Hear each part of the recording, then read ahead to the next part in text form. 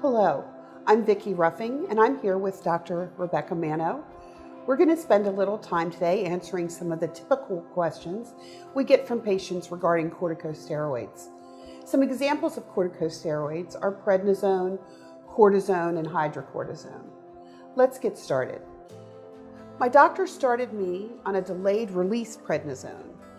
When and how is the best way to take that? There are several circumstances in which your doctor may prescribe a delayed release prednisone, particularly for conditions that have morning symptoms, such as polymyalgia rheumatica or rheumatoid arthritis. It is best to take your delayed release steroid at bedtime, so maybe around 9 or 10 o'clock at night. You absolutely do not want to crush or break these tablets. Ideally, you'll take it with food as well. The idea is that the steroid peaks during the night while you're sleeping and will have positive effects on those morning symptoms that can be so problematic, particularly in those conditions. What do I do if I miss a dose of prednisone? Of course, it's best to try and never miss a dose of prednisone, but you're human and these things happen. So if you do miss a dose, try to take it as soon as you remember. If you're actually due for your next dose of prednisone, there's no need to double up. I have an infection in my foot.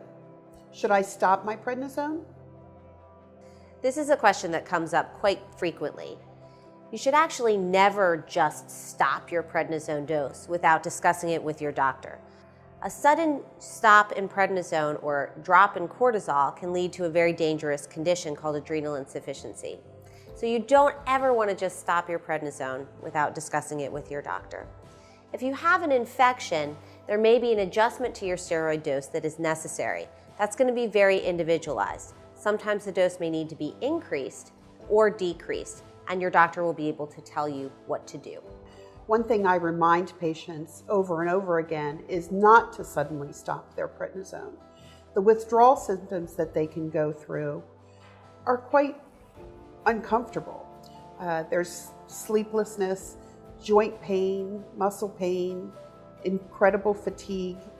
And so we always try to let patients know this is not a medication you can automatically stop. I agree, Vicky, and those withdrawal symptoms can be pretty considerable. So getting back to the original question, in the presence of an infection, in some circumstances, your doctor may actually want you to increase the steroids or conversely decrease them, but this has to be decided upon on an individual basis.